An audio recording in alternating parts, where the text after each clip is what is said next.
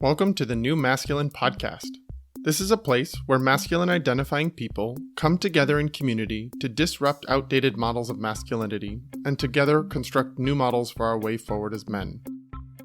As a special note, while this conversation is between men, this podcast values all beings and seeks to create positive impacts for all. I'm your host, Travis Stock. I am a master life coach, an equus coach, which means I often partner with horses when supporting clients, and I'm a teacher. In my coaching work, I am passionate about the balance of masculine and feminine energies in each of us, regardless of gender.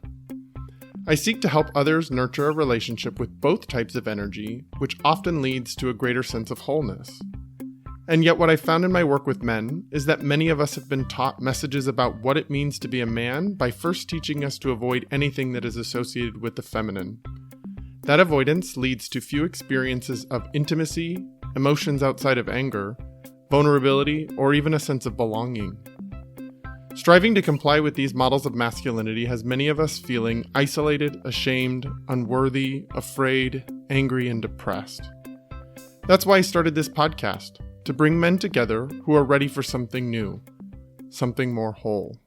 One of the most consequential and hotly debated topics in the U.S. is women's access to reproductive health care. It's only reached a fever pitch since the Supreme Court's Dobbs decision, which, in effect, diminished women's ability to make decisions about their own bodies. And while our focus must remain steady on the impact this has had on the women in our lives and the women we've never met, we as men can take more responsibility in family planning and contraception. That's what my next guest is here to talk about. Dominick Shattuck is a community psychologist who works on global public health topics, including reproductive health, COVID-19, masculinities, and men's health. From his work in Africa, engaging men in reproductive health and scaling up vasectomy services, to now being on the front lines of the growing world of male contraception options, I'm sure we'll learn a lot. Beyond his roles, Dominick identifies as a researcher, as a husband, and as a father. So let's welcome him into the New Masculine and explore more of the role men can play in the family planning and reproductive health care. Thanks for joining me, Dominick. This is my pleasure. Thank you so much for having me. That's great. It sounds so official when you read things about me. Isn't it so nice to hear a reflection of your own self back to you? Sometimes it is. It's a little humbling, but it's also a little bit like, you're busy and you do a lot of things sometimes. You forget when you're wrapped up in it. Yeah. Well, is there anything that I didn't mention or that I forgot to say that feels important for people to know about you? Nothing right away. I think maybe some of it might come out as we chat. But no, I like my work a lot. That's one of the most important things. Is I'm really lucky to do work that I enjoy and that I find really relevant to my own life and story and the people in my life. So yeah. That's my favorite, is talking to somebody who really likes their work. Yeah, like people that are passionate about what they're doing. It's great to be in connection with that. I do want to know more about sort of our role as men in the reproductive healthcare and sort of reproductive decisions of our family. But let's first talk about you as a guy first. I want to know more about you. So when you think about growing up as a boy into a man in our culture, what comes to mind as like important parts of your story that kind of shaped who you are? Yeah. So as you'll hear in the way I speak, my accent is I have a central Massachusetts accent. It's not a Boston accent. I'm from a town, Fitchburg, Massachusetts, which is north of Worcester, right in the middle of the state. But it's an important context because, in that old mill town, I grew up in a town where I had a large extended family. But what's important about that childhood was that I didn't have my biological father in my life. So he was somebody who was referred to at time and again as I was a child and growing up. But it was something that, kind of both created challenges for me, but it also created like interesting opportunities for me as well. And what I mean by that is, as a young person, when you don't know your dad, you're kind of looking around at who are the men in your life and who are the guys around you that you're kind of modeling yourself off of. And also in my life, I was around a lot of women. And interestingly, I've worked in careers throughout my life where I've been in female-dominated spaces, including my current job at Hopkins. That's something you and I share so much. Being a social worker and now being a life coach, like we definitely are female-driven careers. Yeah, and there are days where I don't love it, and there are days Mm-hmm. There are days when I just kind of want to come in on a Monday and talk about the football games over the weekend, and there's nobody to kind of engage in that way. But then there are other ways where I really have appreciated and learned a lot from the women that I've worked with, but also the women in my life as a young person too, who were looking out for me. But yeah, so as that young person, I was able to I kind of gravitated to a couple of uncles who were there for me, and my grandfather was there for me until I was around 11. And so I had really close relationship with him and my grandmother and a couple of my uncles who kind of, I think I might have mentioned to you before, I had an open door policy with these folks. And what's interesting is a bunch of us lived within a couple block radius of each other. So, and they had children around the same age as me. So I could come and go on my bike and come in. And if I needed to make a sandwich for myself, I could make a sandwich. I don't know that they loved that part of it, but they never said anything, and they kind of, I always felt loved. I always felt welcomed, which is a lot more than a lot of kids have in their lives, whether their dad's there or not, Mm-hmm. So that's I feel incredibly grateful for that element. So even though I didn't have like this one person, I kind of filled it all up with a bunch of other people, bits and pieces. Mm. Yeah. I love that knowing that that is totally possible in our lives. If there's something that's lacking, if there's a male role model, if there's a parent that's missing, that there are other people in our lives that can fill those gaps for us, that can give us the Right. foundation that is there, so that it's not everything is lost when we are not fortunate to have a relationship with both of our parents. Right. Yeah. And it's interesting too, because, so as a young person, my mom, she had a lot of challenges. And I think that my aunts and uncles and my extended family actually saw those challenges. And I think that was part of the reason why I was able to kind of have that open door policy. They kind of, maybe they tolerated a little bit of extra Dominick here and there, but, they were always so gracious about it and welcoming that it wasn't that big of an issue for me. And it's interesting too, because now I live so far away from Massachusetts. I live outside of DC, Arlington, Virginia. And it's one of those dynamics where, we, as our family unit has evolved, my wife and two daughters, we've never lived near either her family or my family.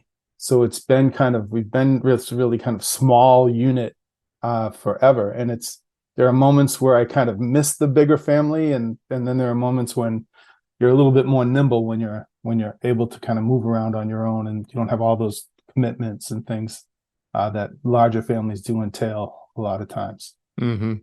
Yeah, Yeah. I'm glad that you were willing to start talking about kind of what created within your family that open door policy and why you were kind of going to other people's places to get some support.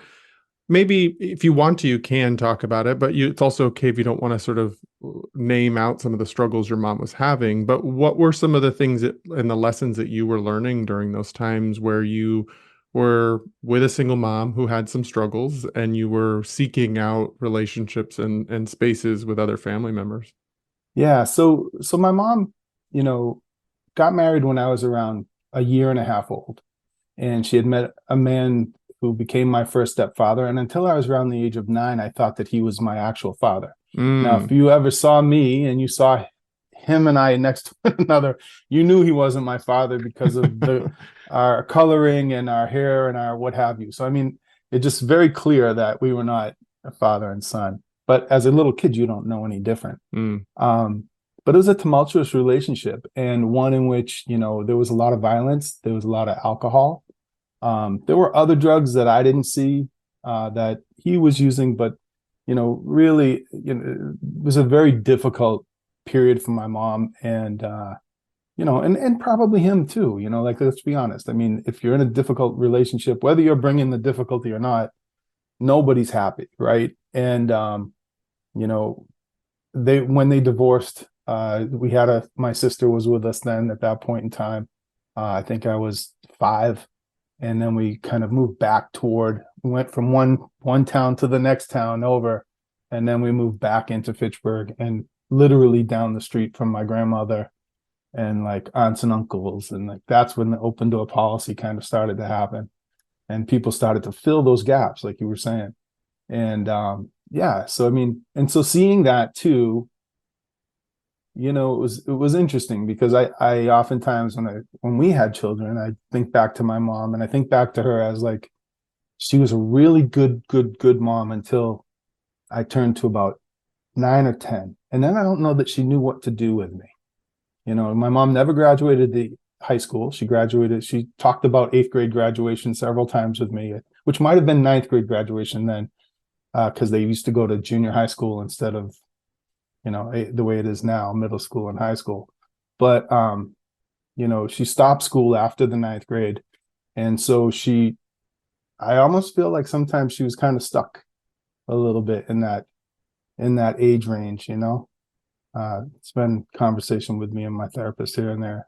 I mean, again, Yeah, I wonder how common that is for parents. yeah, Like they're doing their best and they have their own limitations. And I even say sometimes like if I become a father, like I really like that like birth to 8 years old time frame. yeah, But once a kid starts like individuating and having their own opinions, right, it's a different challenge that goes on. It's not just the fun, like, well, not that all the child rearing of a baby or an infant is very fun all the time, but it's just different. And so yeah, like I wonder how often that happens for people is that you were doing well with what you had and then you reached your limit and didn't have capacity beyond that. And what that does to the kid, what that does to you as the parent. Like there is some interesting places where I think that parenting can involves a lot of like inner work, a lot of shadow work that can come yeah. up as a parent, and not everybody has the skills to do that work.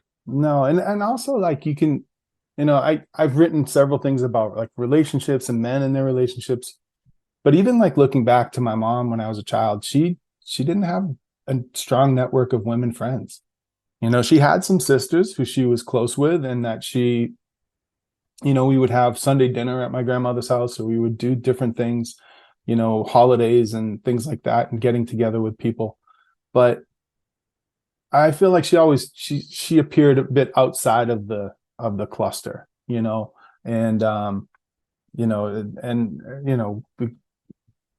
her life was also very challenging around. I mean, she drank a lot, and I think she liked a lot of she liked to mix it up in terms of like poking fun and you know giving people a hard time. So Mm. yeah.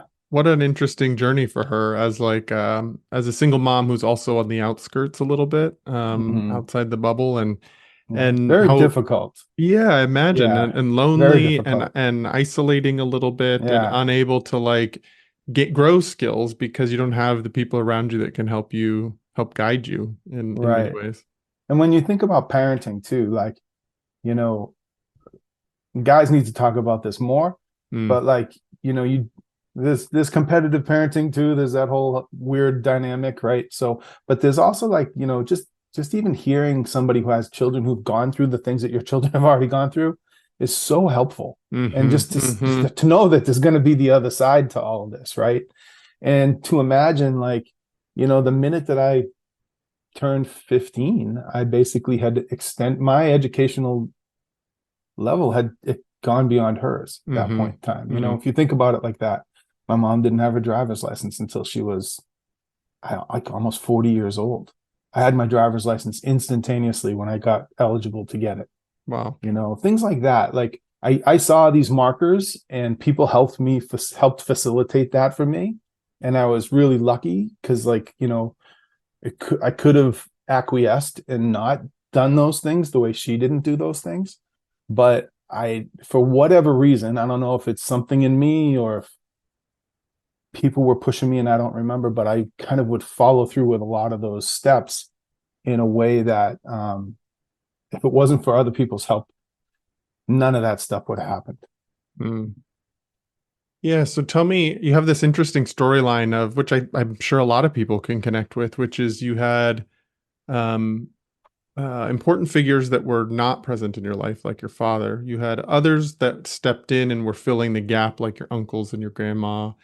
Um, you had some challenges with your mom. Like, What was it? What were some of the major things that you gathered from those other people in your life, like your uncle or your grandmother? What were they there teaching you, showing you that maybe wasn't necessarily available at home?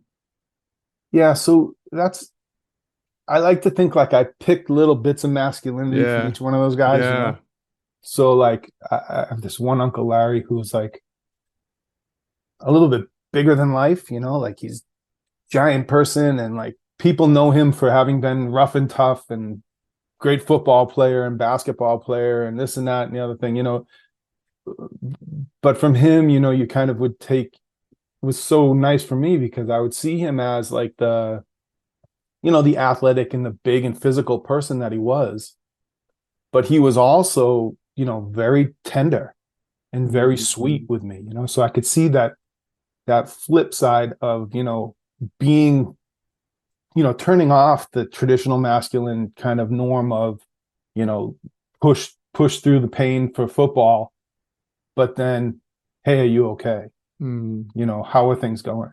And like several times in my life, he's been the person who I would go back to for kind of like grounding, you know, like that grounding you get from somebody that you trust and you want to hear their perspective on, and you trust their perspective in terms of kind of putting you, being honest with you, not just telling you what you want to hear.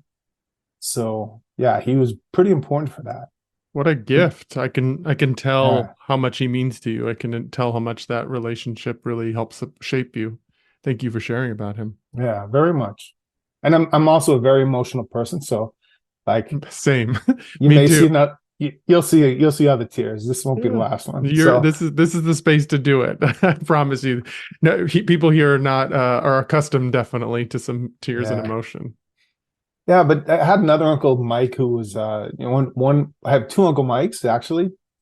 One's an in-law and one's a relative, my mom's brother. She was one of eight children, and so you know he was one of the Uncle Mikes was more artistic, played guitar, played music out at bars and restaurants and things like that. And then I had another Uncle Mike who was a scientist who actually you know was an academic and did a bunch of academic research and things like that. So then another uncle who was actually owned a machinist company, and he was you know working his tail off, you know, rebuilding all these paper mills and the machines that are in the big giant paper mills. And you know, to I wasn't super close with him, but to hear the stories, and he was always reading books. You know, like he was the one who was like the most interesting because he'd say, "Oh, I was reading National Geographic, and they told me X, Y, and Z," and he'd tell you about it when you were at the house for Thanksgiving or something like that. Or he'd tell you he read some book and he'd be telling you about just very interesting, like, you know, myriad of different men that were in my life that kind of provided examples, but also like, you know, I was looking for them. You know what I mean? Like if some people are exposed to different people and people with different perspectives like that, and they learn to shut them down, right? So like because he's not the same as this other person, he doesn't offer me any value. But I didn't see it like that. I saw it more like, what is it that this guy's bringing to the table that's interesting and different, and you know, kind of provide me with a different perspective on, you know, just life and things that he may find fun or something like that, you know? So The yeah. beautiful skill set that you kind of naturally had to let people's differences be something you can gain from and that you can learn from and that can make you more of a person, a more of a man. Something it's a skill set we've kind of lost as a culture these days, where difference doesn't actually necessarily mean something positive. It Mm-hmm. actually means something kind of negative and something that causes a lot of tension and friction. And it's something that I really value hearing that your ideas of who you needed to be as a man and what was possible for you as a man came from different sources, different representations of things, so that it wasn't a narrow, sort of limited mindset around what masculinity was and what you needed to be as a man, but that you could be an emotional and tender person, but you could also be really passionate and serious about your work. And you could also be really like ready to just talk about the football game at work rather than needing to All that right. rather than not having that space to do that. Like you get multiple assets of or multiple parts of yourself to be present, and that all is what makes you a man rather than sort of limited, sort of isolated traits. Yeah, and it also like it allows you to. I think the real benefit of this too is not just having like a more accepting approach to life, but when you have that more kind of accepting approach, you make a lot of different friends. You know what I mean? Like you meet different people that you may not ever have talked to, or your friend group it's not just one kind of guy, and it's like it just kind of helps to, or woman. I mean, like even the women friends that I have that, there's just a diversity of them, and race, color, ethnicity, whatever, I mean, but also like professional experience. And I don't ever try to pretend like I know all. I like to ask questions and act kind of stupid about like the things that they do for work, because people like to talk about themselves, and Yeah, they do. in hearing about themselves, and like I am now, I mean, when you hear about somebody else, you can also like you can start to find inroads for the relationship, right? So that kind of brings you to a point where you're making connections that are not just the football game, right? You're talking about the kids, or you're talking about the experience you had at work, or the challenging situation in whatever it is. And that winds up being the guy you call up when your plumbing's busted or something like that. Hey, get over here. I need your help because this is leaking, and my lights don't work. I need some help. Yeah, help me with this wiring. It's beautifully said. I love that phrase of finding inroads to the relationship. And I want to encourage men to develop that skill set, to be seeking the inroads into a relationship. And I think there are some formats where that's possible, and often that's in business or in sales. Like you're kind of paying attention enough to see how you can sell something to someone. But for us as men, like that we can find inroads to the relationship because people matter. Just not because we're trying to sell them something or we need something from them, but just because we're invested in our community and in the people around us. Yeah. No, it's a huge skill. I have this one dear friend, like this is the guy, like you probably have friends like this too, like that one friend who is, if you really panned across all the people he knows, there'd probably be 10 people who would say he's their best friend. Do you have one of those guys? Yeah, for sure. Yeah. I got this one dude, lives out in California. He's the king of like personal questions. Like he's gonna ask you, like you tell him, oh, this was difficult. Well, he's gonna like kind of like just dig in deep on this, right? He's going deep on this with you. And he files it away, and he'll bring it back, and he'll ask you follow-up questions. He's good at one of the things that's really key, and I think a lot of guys don't do, is the follow-up. Like the follow-up question, I think, is a really critical thing in terms of like, hey, you told me this, how's it going? And what happened? Tell me the details. Like sitting through the details. We always want to kind of just move on. But I got this one dude who Johnny out there, who does this stuff, and he hosts people. He's a good coordinator of like events and things like this. And it's interesting because oftentimes when you go to an event that he's coordinated, it's the cluster of guys from Fitchburg that we all kind of grew up with, that little core of fools from Fitchburg, right? And then you have like guys you may have met once or twice in various trips to California, or when he lived in Oregon or something like this. And then he has these other dudes who he's met through the neighborhood, but everybody just kind of blends in. And so like when you leave the house, you're on text threads with, dude you had never met before. And you're like, oh, you're coming to DC next month? Hit me up. We'll go have dinner. We'll go for a run or something, blah, blah, blah. And it works out like it just kind of, he's like an expander of that network. And he's a funny dude, right? So he's really funny, and he's also kind of like, he likes to push buttons, but the skill set is invaluable. I envy it so much. He's so good at this, and he's a really smart person with a sharp memory. And so I think, this is a trick of his too. So he'll ask you all these questions, And what he's doing is he's doing a couple of things. One is he's getting, emotionally intimate with you because you're telling him about fine details of something. You may not even be sharing about the emotions of it necessarily, but like a lot of guys will go to the facts, right? Yeah. And so the thing that he also does is that as he's asking these questions, the way I envision his brain working is like he's creating more synapses in his brain so that he has more connection points to your story, right? So that the next time you get together, he's telling you, oh yeah, you said this last time. I don't have that kind of recall to tell somebody what they said specifically, but he does, and he's pretty accurate. It's a pretty great skill set, and I try to implement it now and again, but I'm never as successful as he is. Hey, shout out to Johnny and his skill sets. It's For good to have a real. friend like that that's a connector, that's relationship focused, that Yeah, is comfortable in sort of emotional intimacy, very and much. that has those follow-up questions. I think sometimes as men, we just haven't practiced that skill set of remembering important things about people because we're kind of focused on what we're trying to accomplish.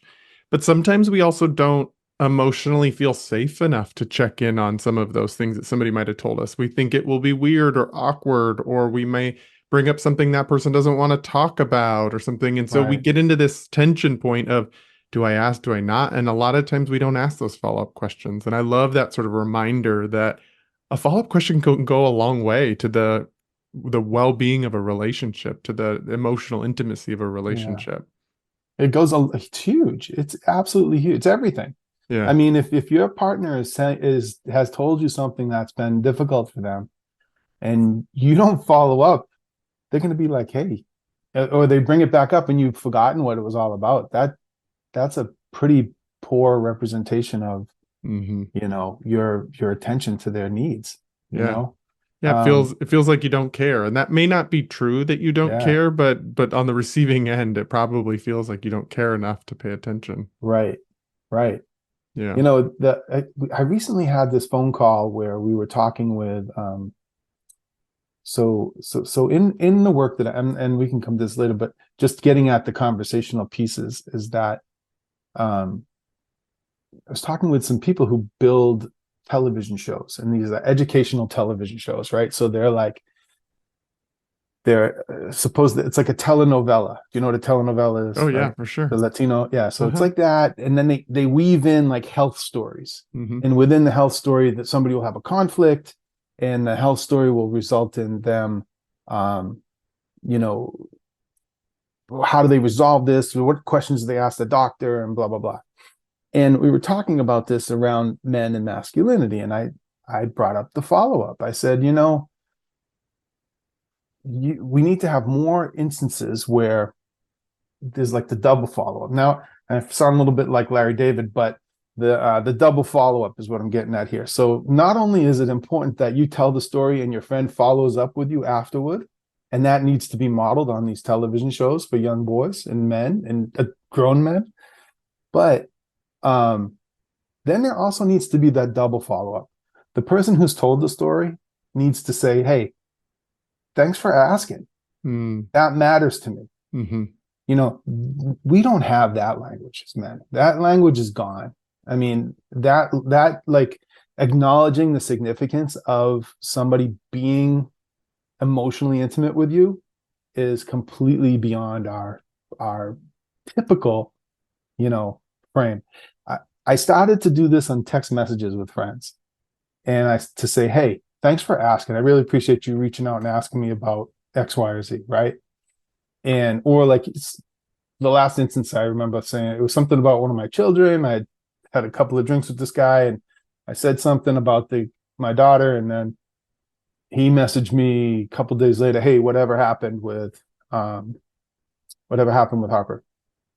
And I told him a little bit of this and that over text, and I said, "Hey, just thanks for asking. I really appreciate you asking.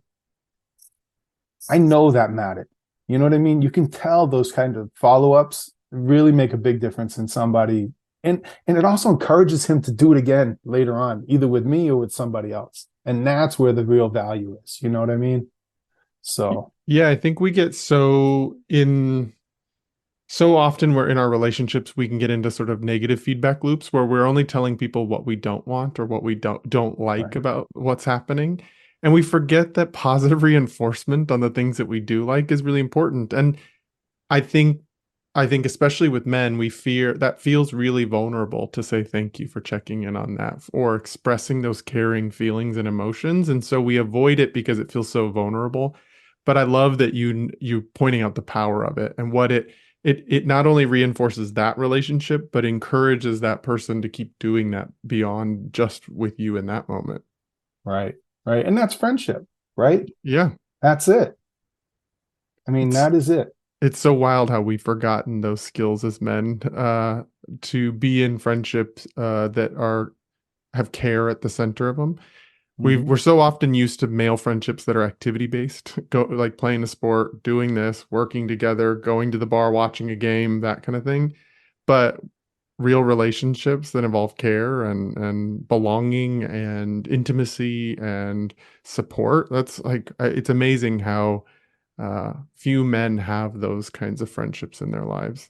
Yeah, it is. It is. And it's also like when you don't like I'm going through a fall where this fall is going to be super busy for me. Mm, We have a lot of transitions going on at work. And, I also feel like, there are moments where you just kind of like, I personally, because I'm a very people person, I like to be around my friends. I don't care if we're going to walk the dog somewhere or if we're going on bike rides or whatever, but the point is that, um, my wife recognizes I get a little weird, like she's like, "Hey, call somebody up, go do something, get the hell out of the house." So yeah, she knows like when it comes time when I haven't had enough interaction or like I haven't checked in with the right people often enough. She recognizes that in me, and we're very different. She's a real private person who she mm.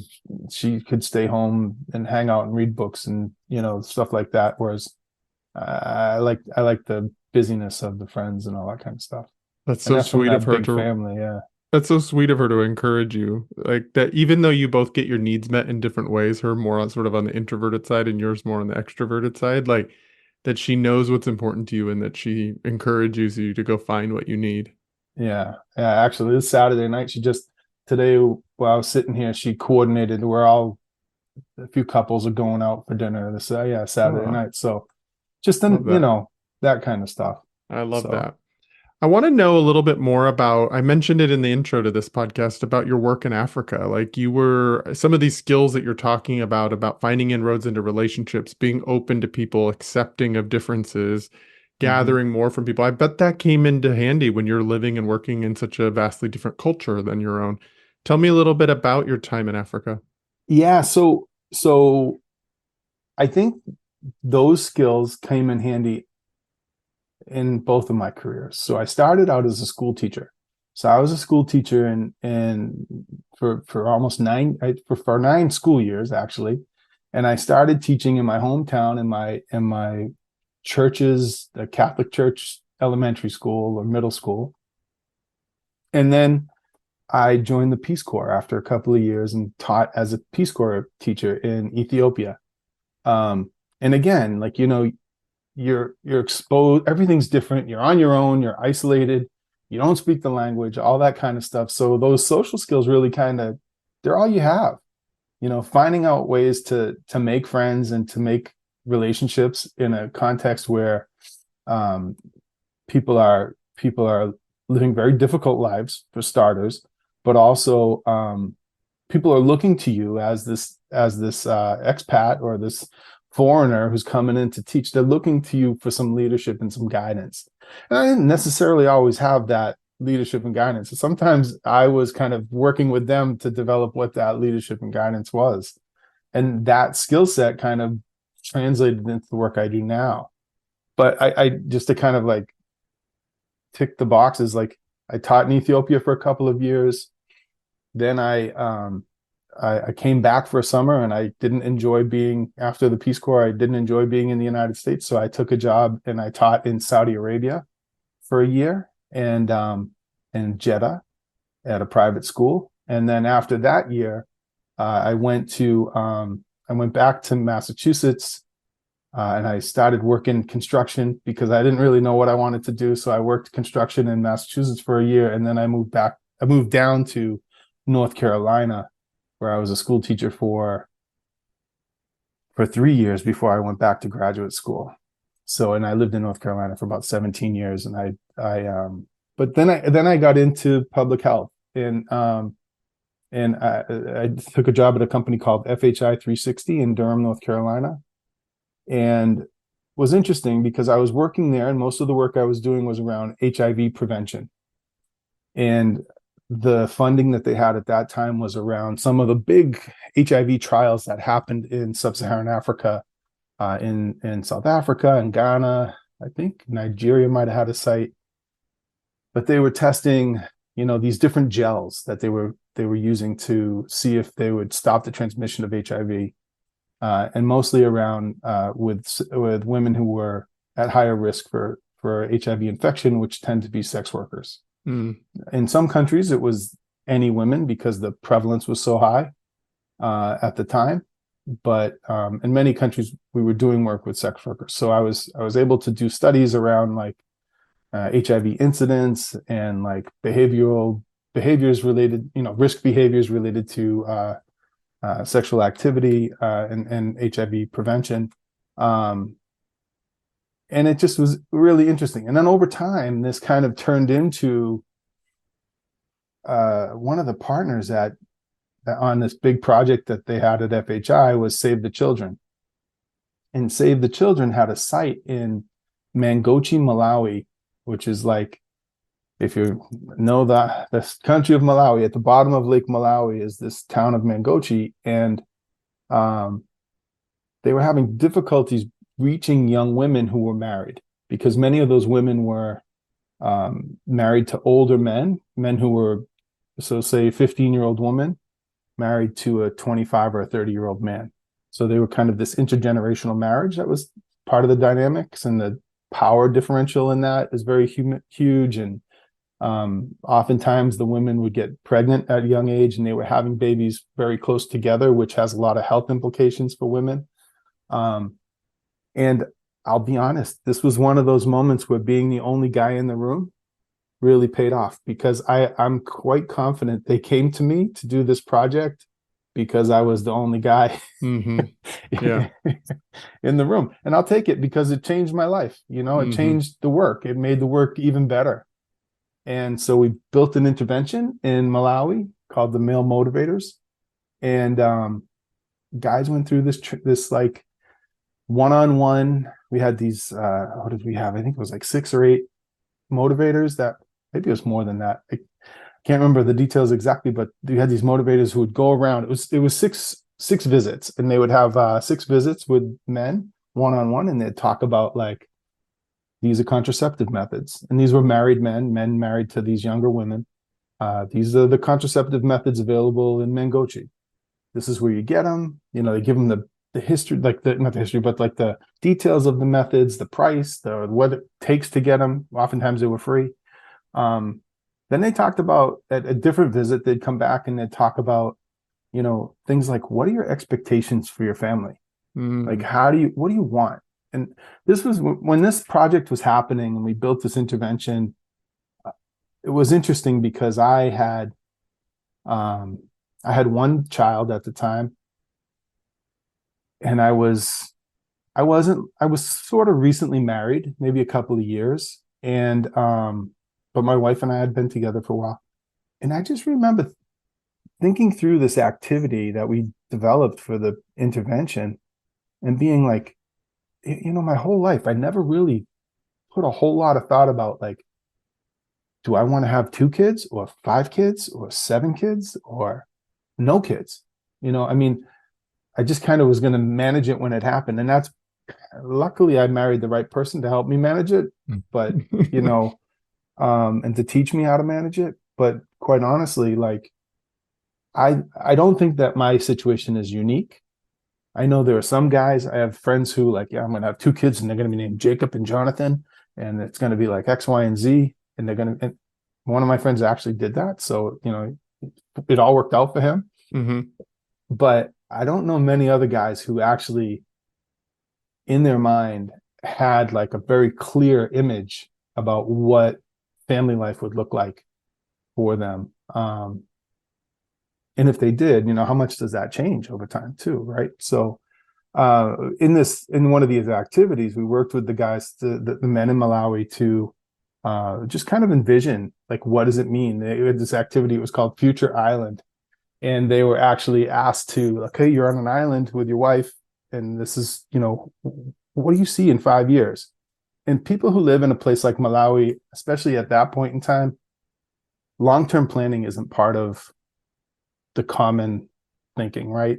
There are people who are better than others around like planning and saving and things like that. But for many people, it's day to day, and or maybe month to month. And not that it's not month to month in the United States for many people either, which it is. But you know, working with them, and we invited the wives to come to these activities as well sometimes, and just having them talk through what they wanted and opening the conversation and the dialogue. And then, kind of that activity was followed up with some role plays where, guys were like acting out what the conversation would look like with their wife. And sometimes it would be funny. I did be funny about it. I've done these interventions several times now, and, guys will ham it up sometimes, but they'll also do it in a way in which they'll press the other man in the role play to kind of, get him to use the right words. And I think lexicon is actually, people's lexicon is really valuable when you have a good lexicon about a topic that you trying to articulate to somebody else. And I stumble all the time, but like, when you know what it is that you want, and you know either the technical or the details about how to get what you want in terms of that negotiation with your partner, then it just helps and facilitates the conversation. So I think that's a really big component of that intervention, and thinking about, like, helping these guys have the words to have the conversation. And the results were really great. So like, we saw differences in their contraceptive use pre and post. And then we went back and we did like this qualitative study. And this is really where the money is for me, right? So yeah, the people at USAID and the funders wanted to see the contraceptive move from low to high, and contraceptive rate move from low to high in this population, or in this group of intergenerational couples. But when we went back and we did the qualitative interviews, what we learned was that we talked to the women and we talked to the men. We learned that words mattered, the communication mattered, right? In terms of, how people talk to each other, opening that conversation, being comfortable having a conversation about a really sensitive topic is key. But also, what comes from that, right? What comes from that is you start to understand each other a little bit better, whether it's, my buddy Johnny digging in on you, or it's like these two people like living together on a daily basis, improving the way in which they speak to one another helps in every way. So women were reporting that their partners were engaging in, basically parenting their kids more than they did before, if they did it all before. Because basically part of this intervention was what we call a gender transformative intervention, when we kind of ask them to question their role as a man, and question, how masculinity plays out in their relationship with their partner, and where the power lies, and how kind of giving up some of that power is really key. So as we gave them the words and we kind of asked them to step outside of their relationships and take a good look at it, they were able to come back together and to kind of articulate these things, and start to see and appreciate their wives in a different way. And the wives reported that to us. They said, oh, I felt like I was more part of the conversation. I felt like I was part of the decision-making in the home. I felt like I was being heard by my husband. And we have it all written up in the articles. I mean, but we've seen this now time and again from these interventions, these gender transformative interventions that have been implemented in sub-Saharan Africa or in Southeast Asia. And I'm sure they're implemented in Latin America as well. but they're hugely impactful, and they really can, make, for the people who are participating, they can have a huge difference in their Wow, lives. these are really like complex in terms of what they're trying to get at. In some ways, it's public health and trying to intervene around certain public health challenges. Then Mhm. it's also like relationship development work and personal development work. And it's Right. also, and it feels like it's almost kind of done within the context of what many of us that are listening to this podcast would think of as like a men's group, where we're practicing relating, we're practicing Yeah. intimacy skills, we're practicing conflict, we're practicing like it's so complex the way that you are teaching these things. And it's what I love about it is it's so relational. It's not just handing someone a pamphlet, it's asking people to be in dialogue, to be engaged, Hmm. to be exploring things they've never explored, to be challenging each other to do better where there's need to do that. And then you get to not only see the sort of quantitative results changing that your organization was looking for, but you get the qualitative part too. You get the self-reporting that things are better. I Right. love that sort of model that it's very relational learning and very invested and very like not just giving someone a pamphlet to teach them. Hmm. And it is, and it's hugely like it's it's so impactful for even me, the researcher, to kind of like hear the people's, to read their transcripts when they get Mm-hmm. translated No, I into English, bet. because I don't speak Mm-hmm. Chichewa or whatever. You know, what's amazing is that when we did that intervention, it was around 2000, and I think it was around 2006, 2007. Um, and what's important about that is um, that now that space and the interventions themselves have been tested and tested again and again. They've been tweaked a little bit. There are some that, they focus more on the economics, because for in some cultures, you kind of start with like, yes, having a lot of kids is expensive, and so that's an important kind of factor. But there's also another expense, is the fact that if your wife has these children too close together, she's not going to be as healthy. And if she's not as healthy, your household isn't as healthy, Mm-hmm. financially or physically. Mm-hmm. And then they'll integrate some other dynamics around the gender transformation, and they'll start talking through those things, and the different dynamics around communication. Then they've even taken it. There's a group called, I'm not sure if you're familiar with them. They used to be called Promundo, and now they're called Equimundo. Mm. And they're here in Washington, D.C., and they do great work. And they are, I guess they're kind of a competitor of ours, but like they're also a group that I look up to. They do great, outstanding stuff. And one of the interventions I was able to help with a little bit earlier on, and it's called Banda Barejo, and it was implemented in Rwanda. Now, this is a group level intervention where they tested this in a trial in many, I can't remember the details of the number of communities, but numerous communities in Rwanda. And whereas my intervention had 5 or 6 sessions with the male motivator, these are 15 sessions, Mm. and they're mostly targeting newly married couples. And the intervention topics, say once a month or once every few weeks. I can't remember the distance between the interventions. We had five topics in 5 weeks. They had 15 topics in 15 different sessions. And so they hit on everything from family planning, household decision making, gender-based violence. They talked about parenting and parenting children. Um, I'm not going to be able to cite every one of those sessions, but most importantly, their results are outstanding, Mm. right? So they see contraceptive uptake rise. They see gender-based violence go down in these communities. And there's a trickle out effect, right? So you have the guys who are part of this community, part of this intervention. And, I'm not going to say that it permeates the entire community, but there are other people who are impacted when you have a group of 20 guys who are in this intervention, and they talk about the intervention with other people at work or in the farm or at the bar or wherever. Mm. And so you also have the women talking about the benefits of the intervention as well. So you have this kind of like the diffusion of this Starts to information that spread. does happen, and it's really key. And that Mm, Banda Barejo, they just did a 5-year follow-up study, and for the most part, all of the effect of that intervention is still lasting. mm, Most importantly, the gender-based violence.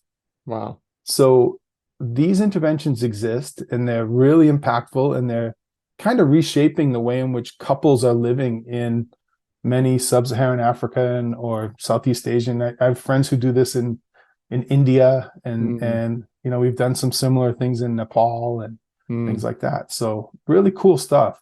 I'm so appreciative of your passion for this. I can tell how much you're invested in it, and I love that you're tracking it all in such a powerful way. I'd love to now like bring this in back home a little bit. We've been talking Yeah. about sort of the interventions out there in the world and like bringing it back home to where in the US where we're living. In the beginning, I sort of mentioned that we're at a unique sort of point in our politics and in sort of women's reproductive health. And there's this opportunity for us as men to be as engaged, to engage men differently than they have been engaged in their family planning. You mentioned earlier that while you were there, you were sort of realizing, like, wow, I've never really thought about what I wanted my family to look like. And I agree with you. I don't think you're alone in that. Yeah. There is sort of this privilege or this way that we as men are removed from that decision that, oh, if women like, yes, we know about condoms, but mostly like once we're in a relationship, we're just expecting the women in our lives to be on hormonal birth control, or the woman has some of the more bigger consequences that come along with accidental pregnancy. So let's talk a little bit about what this means here at home, considering where we're at and sort of the changes in the sort of reproductive Mm. healthcare dynamics that are playing out in the US. Yeah. Yeah. And there's a lot of reproductive dynamics in the US. Yeah. Yeah. You're not kidding. I mean, whether it's people encouraging or discouraging you to have children, I don't know. But the thing is that, you know, I'm going to bring this to a point you may not have anticipated, but then we'll come back to that other point. So the first thing is there are several studies that are coming out now that are focusing on changes in demand for vasectomy Mm, after the Dobbs ruling. So what we're seeing right now is this kind of dynamic where after the Dobbs ruling, a number of different vasectomy clinics were actually, they started to look at the change in the demographics of vasectomy clients. And what that they saw is that the average age started to drop, and the number of men who were unmarried getting a vasectomy started to drop. Oh, sorry, started to increase. So the average age started to drop, and the number of unmarried men getting vasectomy started to rise, and the number of men who didn't have any children started to rise. mm, So basically, you have a young person, a lot of men under the age of 30 who are unmarried and have no children who are getting a vasectomy. whoa. Now, vasectomy reversal, you have to go to a specialist for that. And you have to be, I think I've been told that it's 50% odds of it being reversed effective, but I think it's actually much lower than that now, because that 50% included guys who got really crappy vasectomies a long time ago, where they would just go in and snip it Uh-huh. and then sew it back up. Now they make a tiny hole, they pull out the vase, they cauterize the vase, they fold it over. So the opportunity to recanalize the vas deferens may be much lower, but I don't know that for sure. But I might be speaking out of turn, but I think that is the case. Like recanalization through a surgical means may be much lower than 50%. And you definitely need to see a specialist. Vasectomy should be counseled as a permanent contraceptive Mm-hmm, method. mm-hmm. And so thinking about that change in demographics, what does that mean in terms of the motivation for these guys to get this vasectomy? It means that they're checking out of parenting, they're checking out of that part of what is traditionally assumed part of life. And that's okay. It's okay. But where I kind of come into this conversation is just let's make sure they get the right counseling. They understand that it's not reversible, right? And that they have access. If they want that procedure and they're counseled properly, and that's a great thing. If they decided they don't want to have children, I hope that they don't have regret. And if they do, maybe they can take on a foster kid or adopt somebody who really needs a home. But quite honestly, it's one of those things where it's a huge shift, and it says things about society, right? So as we've heard things in terms of the childless cat lady, on the flip side of that is the unmarried, vasectomized young guy, right? So what is this? So we need to start looking at this holistically, these reproductive health decisions. If it's the single woman who doesn't have a child, that's one thing. If it's this young guy who doesn't have a child, it's one thing. But what do they mean together in terms of our expectations for children and family in the future? And how does family change? Maybe for some people, they'll stick with a traditional, what we know about our society and globally is that a lot of people do it in a lot of different ways, right? So there's no one size fits all for this. But understanding it a little bit better is going to be key going forward. So you have this change in vasectomy demand. And when I think about this and I think about the counseling, I oftentimes, when I give talks to like, sometimes I get invited into these general graduate level classes for at Johns Hopkins, or I'll be giving a talk at a conference and I'll find, it'll be an appropriate, I'll give this anecdote and it'll be appropriate, but it's not always appropriate for some of the talks. But the anecdote is that I was 40 years old. I had 2 children, and I was in my vasectomy counseling appointment before I ever talked to a doctor about about contraception for me, as like, hey, what are you using for protection from getting a girl pregnant? I had a couple doctors when I was in the Peace Corps remind me about HIV and STI prevention and things like that. But pregnancy was never a topic that a doctor had raised with me in my life. This is an important anecdote because I'm not alone.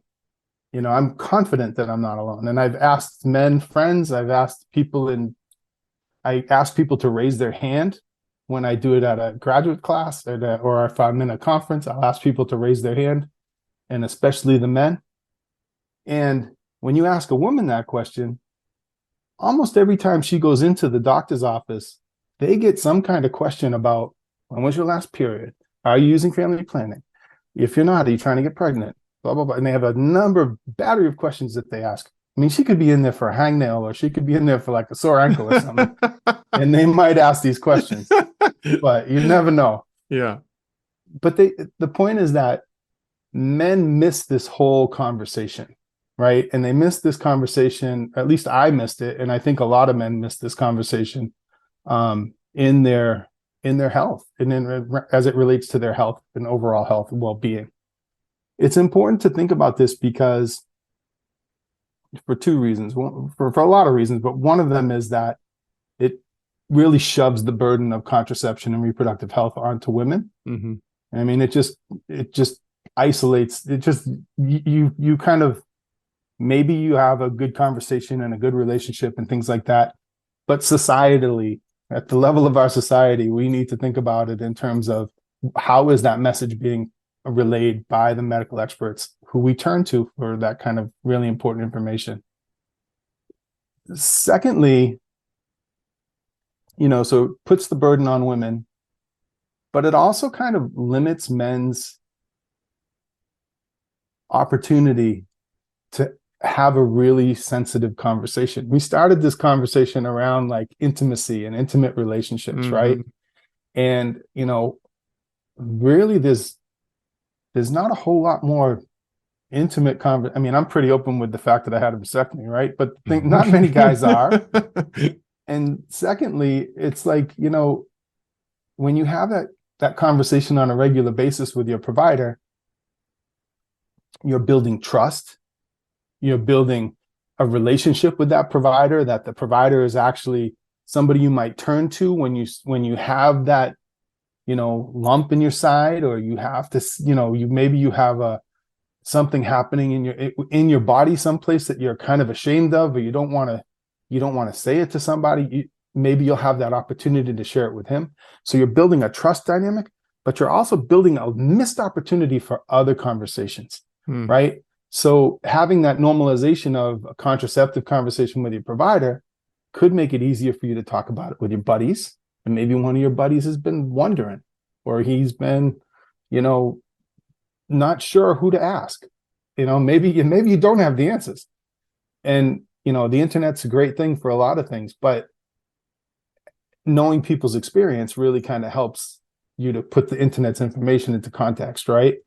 So I do feel like, thinking about where reproductive health is in our country right now, a big chunk of this needs to be focused on elevating men's awareness of reproductive health, the methods, not just the methods, but how those methods kind of translate into challenges for women. I mean, I didn't know until I started working in this space that there are all these side effects that women manage when it comes to contraceptive methods, whether it's cramping or bloating or, headaches, or, I mean, it just goes on and on.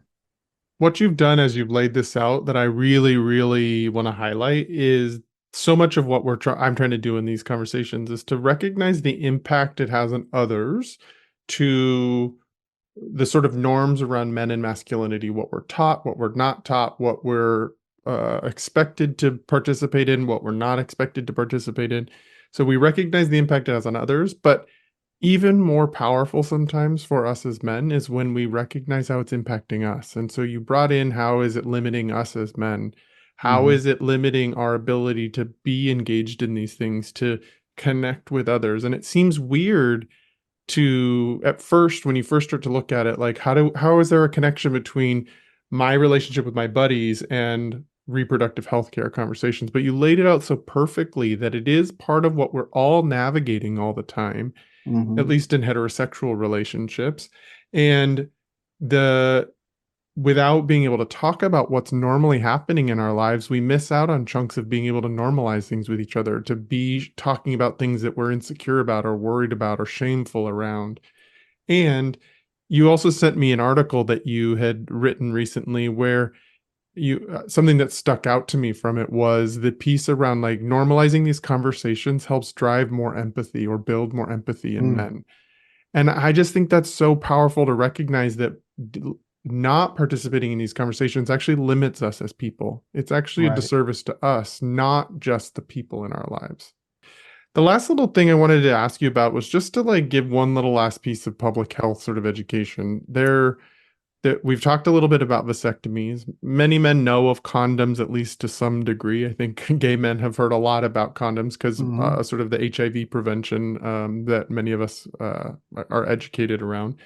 But what other options are available in terms of contraception for men so that men can be involved in the equation? So it's interesting because like there are three main methods. So there's vasectomy, which is a permanent method we were talking about before, which is cutting the vas deferens, and now they cauterize it and so that the flow of sperm does not travel through the vas deferens and out in the ejaculate. Then there are condoms, which are a blocking mechanism. Kind of vasectomy is a blocking mechanism too. And then the other one is withdrawal. So guys got three options really.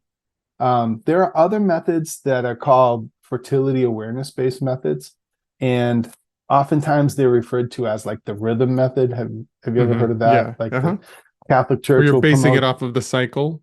Yeah, where you follow the cycle and you track the fertile window and you avoid unprotected. You can use condoms or abstain from having sex during those days to be most safe.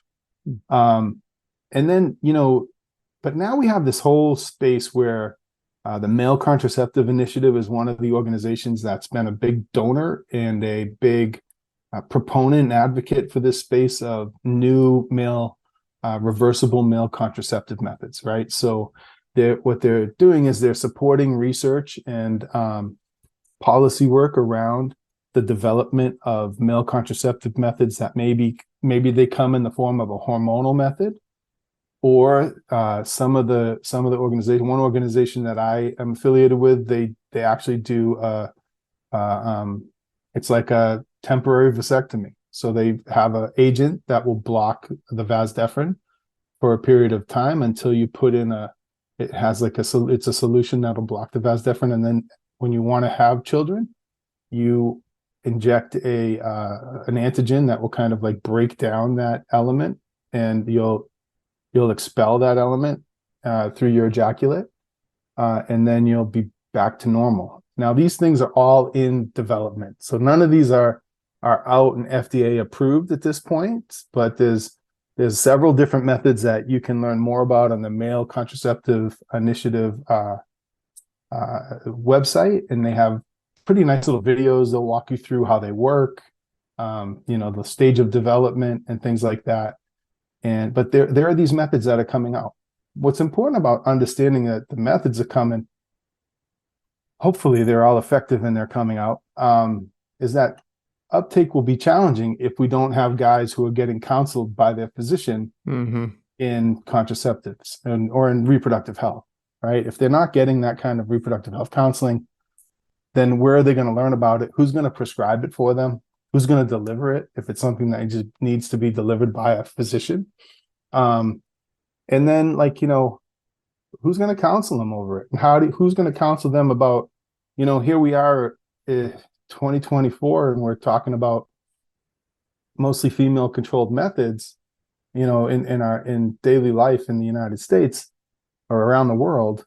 And we're not even good at that conversation. What's the conversation going to be like when it's a male-controlled method and he and she have to have a conversation about something completely different, right? So it's going to take some time, and there'll be some growing pains in terms of what that looks like and who's responsible, and relationships will shift. And yeah, it'll be a really interesting, again, a big cultural, as much as contraception was a cultural shift in the United States 30, 40 years ago, maybe 50 years ago, early 70s, when the pill came out.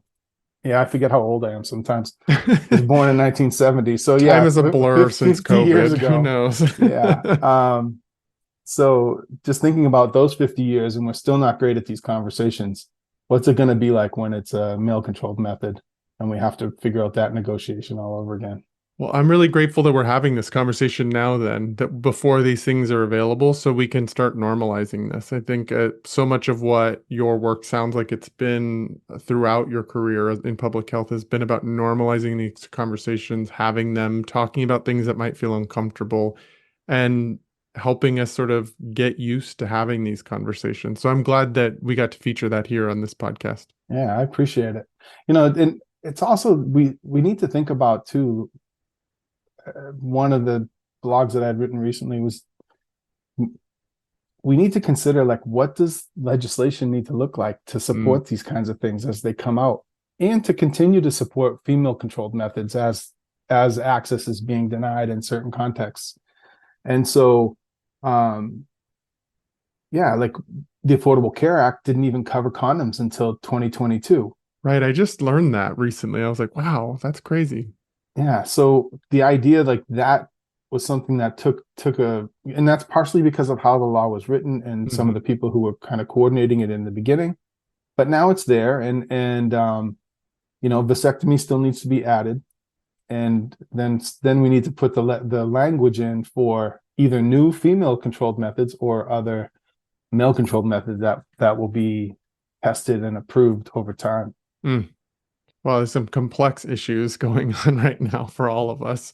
And I'm just grateful that we're starting to have this conversation, because I think we as men can participate in this more, because so much of this kind of work is often led by women. And sometimes queer people are in there too, but often women are doing this sort of advocacy work and 100%. getting this all done.